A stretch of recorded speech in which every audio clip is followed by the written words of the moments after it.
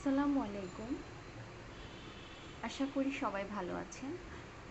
আজকের টপিকস হলো decimal two binary conversion. Decimal two binary conversion সম্পর্কে জানতে হলে প্রথমেই আমাদেরকে বুঝতে হবে ডেসিমাল নাম্বার কি। What is decimal number system.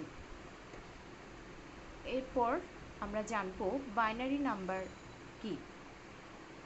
এরপর আমরা সেটাকে ডেসিমাল টু বাইনারি কনভার্ট করব।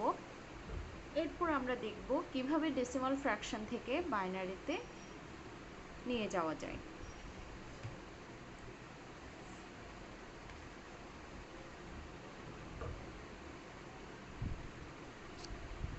প্রথমে আমরা ডেসিমাল নাম্বারটা সম্পর্কে একটু জানি।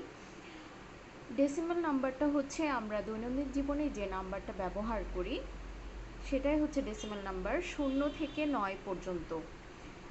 0, 1, 2, 3, 4, 5, 6, 7, 8, 9 এই 10টা ডিজিট ডেসিমাল নাম্বার সিস্টেমে ইউজ করা হয়।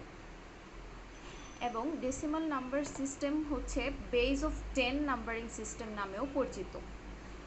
এই বেসটা এখানে এই যে ছোট্ট করে এই জায়গায় বেসটা লেখা থাকে, এটা একটা ডেসিমাল নাম্বার এবং এটার বেসটা এখানে লেখা আছে।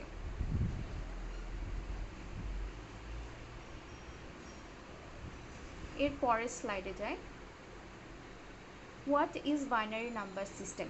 বাইনারি নাম্বার বলতে বাংলায় যেটাকে দ্বিমিক সংখ্যাও বলা হয়ে থাকে। বাইনারি নাম্বার মূলত 2টা ডিজিট ইউজ করে, 0 এবং 1।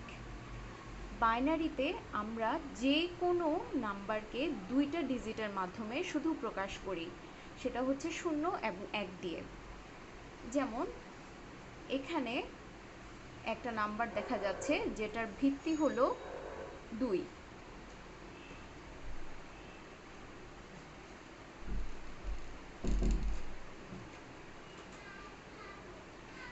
এটা ডিজিটাল নাম্বার 8।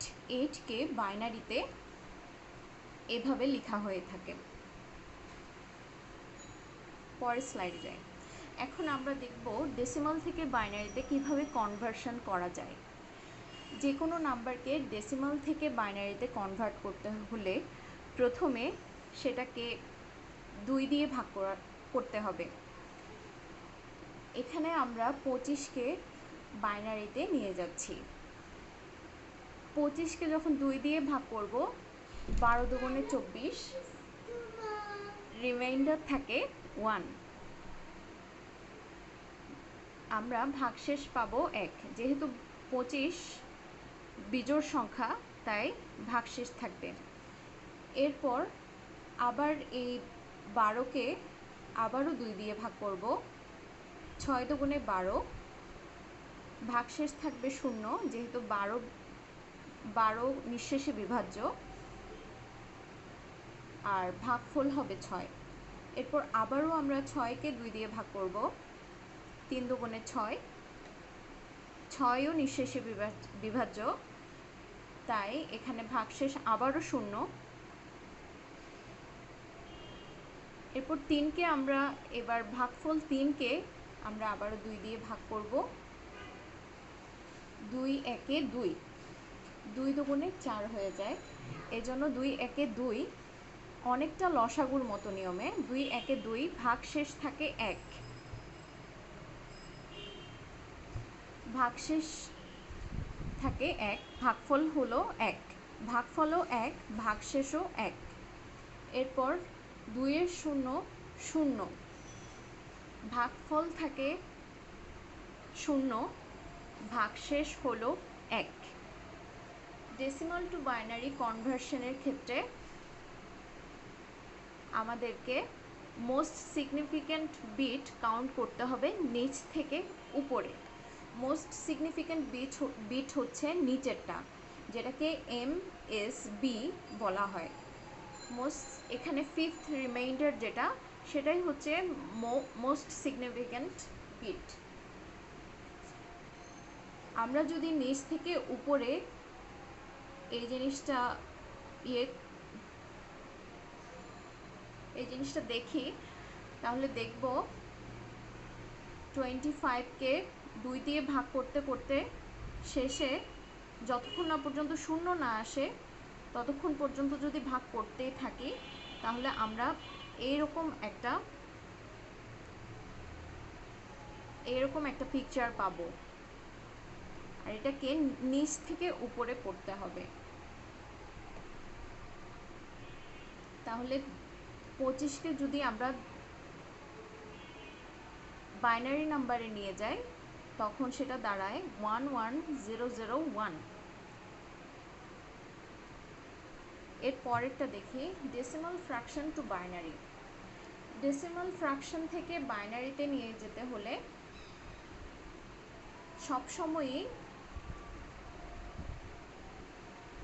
আমাদেরকে দেখতে হবে যে প্রেসিশন কততম প্রেসিশন পর্যন্ত নিয়ে যেতে বলেছে। প্রেসিশন মানে হচ্ছে কত দশমিক স্থান পর্যন্ত, 3 দশমিক স্থান, 2 দশমিক স্থান, দশমিকের পর কত দশমিক পর্যন্ত নিয়ে যেতে বলা হয়েছে, সেটাই হচ্ছে এটার প্রেসিশন।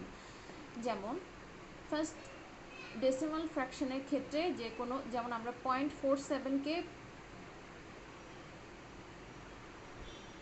বাইনারিতে নিয়ে যাব। 0.47কে বাইনারিতে নিয়ে যেতে হলে প্রথমে এটাকে 2 দিয়ে গুণ করতে হবে। 0.47কে আমরা 2 দিয়ে গুণ করলাম, এটা স্টেপ 1।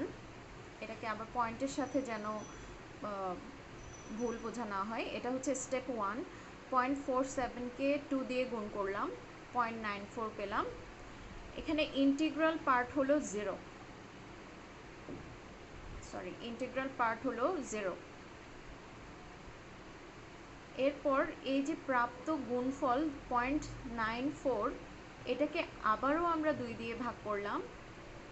এবার ইন্টিগ্রাল পার্ট হলো 1.88 আর ফ্র্যাকশনাল পার্ট হলো 88। এই ফ্র্যাকশনাল পার্টটাকে আমরা এদিকে নিয়ে আসলাম আর ইন্টিগ্রাল পার্টটা স্টোর করে রাখলাম। এই ফ্র্যাকশনাল পার্টটাকে আবারও 2 দিয়ে গুণ করলাম, এবার গুণফল পেলাম 1.76।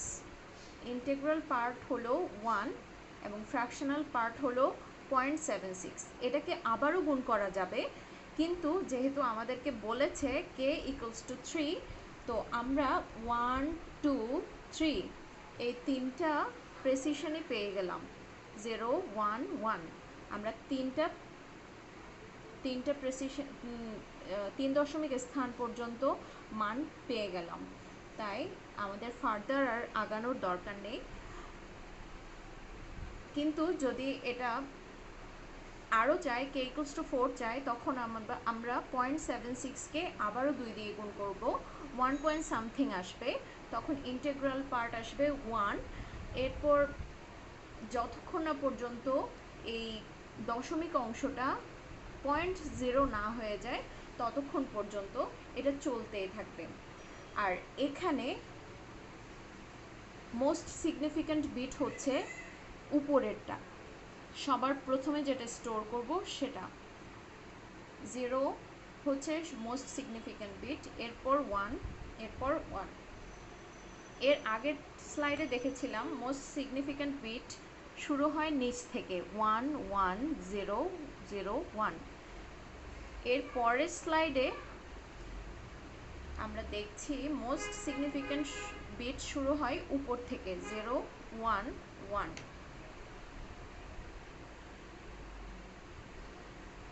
এটা আমরা দেখলাম 0.47-এর ডেসিমাল ফ্র্যাকশন থেকে বাইনারিতে কিভাবে নিয়ে যাওয়া যায়।